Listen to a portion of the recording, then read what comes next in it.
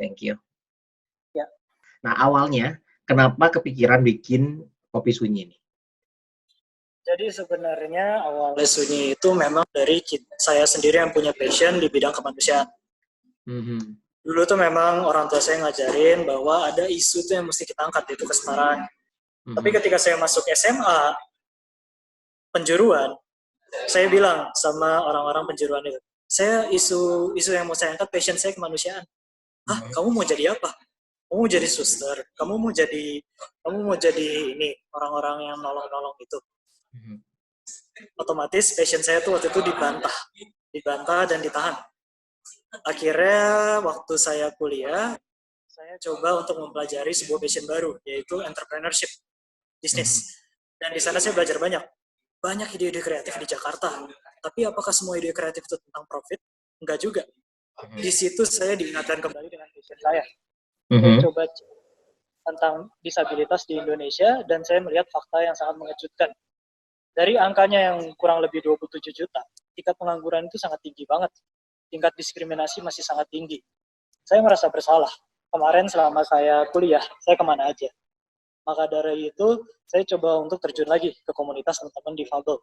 Saya belajar bahasa isyarat lagi, saya belajar huruf Braille, saya ketemu mereka, ikutin kegiatan mereka, dan di situ saya yakin memang passion saya itu nggak boleh hilang. Saya harus mengangkat kesetaraan untuk teman-teman difabel. Karena memang faktanya mereka tuh masih sangat berjuang, masih sangat berperang. Mungkin kita merdeka, mereka belum. Maka dari itu saya mencoba mencari ilmu baru, yaitu namanya social entrepreneurship. Bisnis, tapi yang utamanya bukan profit. Bagaimana kita menyelesaikan masalah di masyarakat.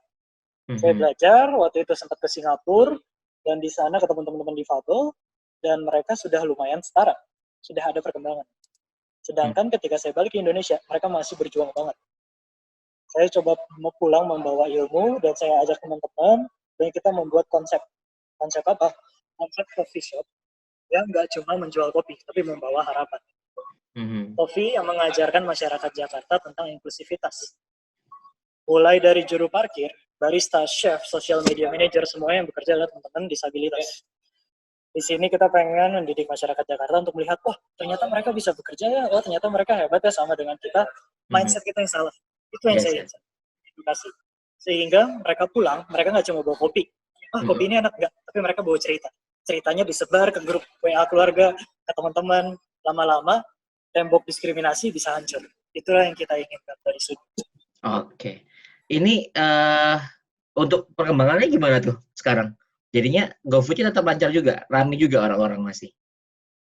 Jadi untuk sekarang sih karena isu COVID ini, Sunyi House of Coffee and Hope masih membuka sampai sekarang ya. Tapi jam operasionalnya dikurangi dan kita hanya untuk minuman. Jadi untuk mengurangi yang dine-in atau social distancing, kita menu makanan memang sengaja kita stop. Di sini kita buka hanya dari jam 10 pagi sampai 8 malam. Dan itu hanya untuk minumannya saja. 10 pagi sampai 8 malam. Normalnya mulai jam berapa?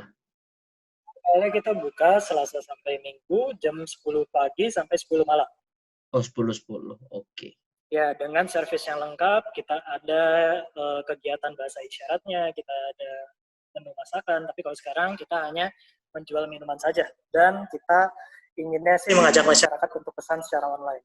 Untuk membantu pemerintah dalam social distancing. Iya, benar. Semuanya harus semua berubah ke online sih, Bang, bisnis. Oke. Yes, semua harus mulai digital. Awalnya aku pikir kopi sunyi ini kan buat tuli doang ya. Tapi ternyata malah pegawainya nggak tuli doang ya. Ada yang autis atau apa ya sebetulnya ya? Jadi sebenarnya karena namanya Sunyi, banyak yang berpikiran, oh berarti teman-teman tuli semua nih yang bekerja. Enggak. Nah, itu dia. Filosofi nama Sunyi itu adalah hati kita sunyi. Sunyi dari perbedaan, sunyi dari arogansi, sunyi dari kejahatan. Jadi hati kita tuh tenang, damai, sunyi. Gak ada keramaian, gak ada kebencian. Di dalam rame, kita pasang musik, ada orang bercanda, ada orang ketawa-tawa, sama kok. Bukan berarti masuk itu harus semua orang sunyi, diam, enggak. Di dalam itu karyawannya ada macam-macam. Kita ada dari teman-teman tunadaksa, dulu sempat ada yang cerebral palsy, pernah ada yang tongkat dan kursi roda. Kita di sini semua menerima disabilitas tanpa membedakan. Untuk Mario sendiri ngelihat sebenarnya dari teman-teman disabilitas, entah itu tuli, entah itu daksa, entah itu autis atau apapun itu, selama ini yang memotivasi teman-teman disabilitas buat bekerja itu apa sih? Ini adalah perjuangan mereka untuk bisa diterima di masyarakat. Mhm. Saya selalu ingat kata-kata ini karena mereka selalu bilang, kami bukan orang minta-minta. Kami adalah orang yang mencari kesetaraan. Benar. Maka dari itu, Sunyi nggak pernah tuh menjual negativitas mereka. Nggak pernah coffee shop disabilitas di Jakarta, coffee shop yang mempekerjakan disabilitas, kita nggak pernah mention itu. Ya. We are just a coffee shop. Kita adalah coffee shop yang sama seperti yang lain. Kopi kita sama-sama pakai biji kopi luar biasa dari Indonesia. Tapi kita punya nilai. Nilainya apa? Silahkan datang sendiri dan lihat. Kita hanya mempertunjukkan kehebatan mereka sebagai barista. Yang mereka butuhkan itu adalah akses, bro. Jembatan. Mereka butuh jembatan dari tempat mereka sekarang supaya bisa ke tempat kita sekarang. Jika jembatan itu sampai sekarang nggak ada, mereka akan di situ-situ aja. Mereka nggak bisa nyebrang. Maka dari itu kita mau nge-build-nya adalah jembatan itu aja, akses. Kita hanya mendirikan akses supaya mereka bisa memberikan output yang sama dengan kita, supaya mereka bisa bekerja sama dengan kita. Gak ada bedanya. Jadi kalau masalah uang, mereka nggak pernah termotivasi dengan namanya uang, sekedar uang aja. Tapi bagaimana mereka bisa berjuang, mereka bisa memberikan contoh ke teman disabilitas lain, dan akhirnya disabilitas generasi berikutnya tidak akan merasakan apa yang mereka rasakan. Mereka akan merasakan kesetaraan. Cool. Oke. Yang terpikir olehku adalah itu sama sekali nggak ada pegawai yang non disabilitas, semuanya disabilitas. Oh, nggak ada sama sekali, satu pun nggak ada. Oke, tapi selama ini ada hambatan nggak sih dengan kalau misalnya sama tuli doang kan mungkin pakai isyarat gitu, atau ini kan campur nih karena ada daksa, ada autis, ada tuli jadi satu ruang, ada hambatan kira-kira? Sebenarnya bukan hambatan sih, hambatan itu juga sebagai tanggung jawab kita. Balik lagi, akses. Jadi ada cerita seru, bro. Dunia ini dirancang untuk kita yang non-difabel. Jadi, kalau saya beli mesin kopi, semua mesin kopi itu harus dioperasikan 2 tangan. Gimana kalau barista saya 1 tangan? Ketika kita menggunakan mesin kopi, kita memasak susu atau frotting susu disebutnya. Kita bikin susu itu menjadi foam untuk digambar, jadi latte di atasnya, gambar hati dan lain-lain. Itu kita perlu mendengar suara susunya. Bagaimana kalau barista saya tidak bisa mendengar? Jadi kita harus membentuk sebuah metode baru dan memodifikasi alat-alat yang ada. Mesin kopi kita kotak-atik supaya bisa dioperasikan 1 tangan. Kita memberikan meja dengan tinggi yang sesuai dengan tinggi barista kita, sebadan, supaya itu bisa menjadi tangan tambahan mereka. Kita juga membentuk metode-metode baru. Kalau metode yang nggak bisa pakai suara, kita ubah jadi lampu. Misalnya oven. Kalau sudah matang akan bunyi kan? Kalau kita pakai lampu. Kita pakai lampu supaya teman-teman bisa lihat. Termasuk yang tadi, bikin susu. Itu kita entah habis berapa puluh atau berapa ratus liter susu untuk bikin metode sendiri. Metode visual. Wow. Jadi kita sengaja memberikan akses tersebut. Bukan berarti kayak, oh ini mesinnya mesin untuk non-difabel, kalian adaptasi ya? Enggak, kali ini gantian. Kita yang adaptasi sama mereka. Dan menurutku itu bukan hambatan, dan itu mudah. Hanya saja mindset kita yang merasa, beban nih, keluar biaya lagi. Enggak keluar biaya sama sekali. Kalau kita bisa mempelajari budaya mereka, mengetahui kebutuhan mereka, itu bisa dilakukan. Kalau tadi lomba apa maksudnya? Lomba barista atau lomba apa? Yes. Baru beberapa hari lalu barista kita, Siti Rodia, barista perempuan pertama yang juara latte art. Juara 4 sih, tapi itu menurut saya langkah pertama banget. Karena ini pertama kali dia ikut lomba dan bisa hajar juara 4. Juara harapan? Hitungannya juara 4. Juara 4, wah cool banget sih. Dan itu wanita pertama, barista wanita pertama. Ya, sebenarnya bukan barista tuli wanita pertama ya, tapi yang mengikuti lomba. Tuli wanita pertama. Karena ini lombanya khusus untuk barista wanita. Di mana tuh tempatnya kemarin? Tempatnya kemarin diadakan di Cipete. Jadi kita para coffee shop Cipete, ada banyak kan, ada Tuku, ada Dua Coffee, ada Seriously Coffee, itu kita bikin lomba bareng-bareng yang itu untuk nasional. Wow, nasional. Ya, untuk barista dari mayoritas dari Jakarta sih yang datang, karena memang kemarin kan juga udah mulai isu COVID ya, beberapa minggu lalu. Jadi yang datang tuh yang orang Jakarta aja. Dan itu menurut saya membanggakan sekali. Pertama kali lomba juara 4. Iya, itu keren banget sih. Itu udah bersaing banget sama wah, saingan mereka itu adalah barista-barista luar biasa yang udah bekerja bertahun-tahun. Dan balik lagi, non-disabilitas. Yes. Wow, cool. Pertanyaan terakhir deh. Sekarang kan masih belum banyak ya tempat kerja ataupun perusahaan yang nerima teman-teman disabilitas sendiri. Menurut Mario, apa yang ingin disampaikan ke perusahaan-perusahaan ini yang masih belum menerima teman-teman disabilitas? Jadi sebenarnya udah ada peraturan pemerintah ya, yang memang menyatakan 1% wajib di swasta ya. Tapi peraturan tersebut belum dijalankan. Kenapa? Tentunya saya tahu ada pertimbangan.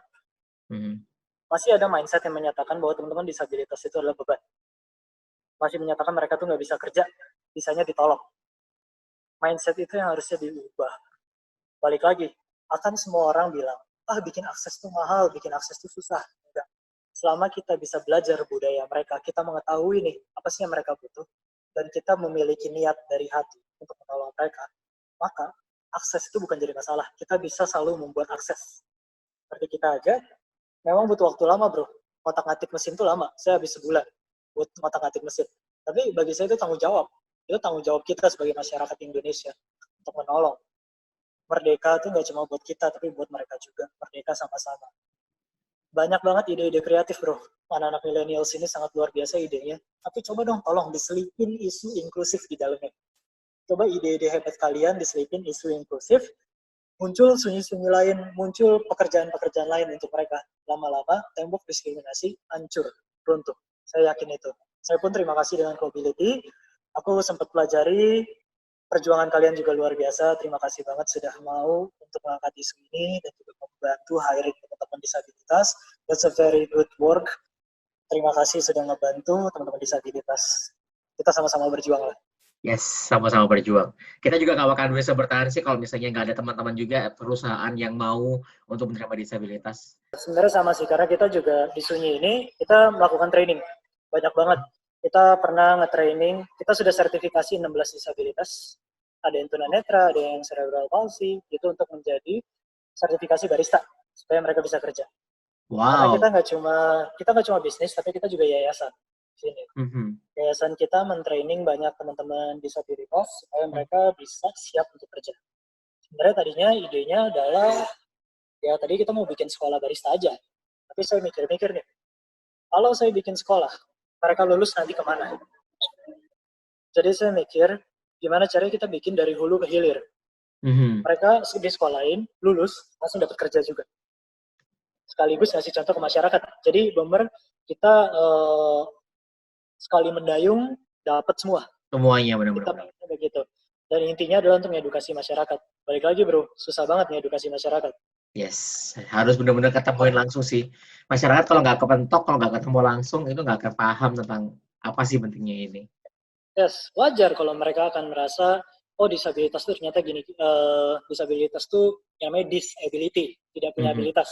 Ya nggak apa-apa kalau mereka merasa gitu, karena itu udah mindset, tradisi, udah lama banget kan. Nah makanya kita di Sunyi ini pengen ngasih edukasi lah. Intinya edukasi dulu masyarakat Jakarta. Biar mereka kaget, pulang buat cerita. Yes. Ya, tapi kita juga masih banyak kekurangan. Kita baru kafe kecil, belum bisa bantu banyak. Semoga ke depan bisa buka cabang-cabang, bisa training lebih banyak lagi, dan hopefully ya. Yes, itu harapannya sih. Ya, nggak cuma yang pelan-pelan semoga bisa inklusif ya. Itu penting banget, semoga sih. Nanti ada buka cabang bulan Mei, kita undang ya Cobility ya untuk acara pembukaan. Wah, kita tunggu banget sih ini. Ini bakal jadi contoh yang keren banget. Siap. Terima kasih banyak waktunya Mario. Makasih. If you need anything, pengen nanya-nanya lagi, nggak apa-apa kontak me aja ya. Aku pasti bantuin. Oke, siap. Thank you banget.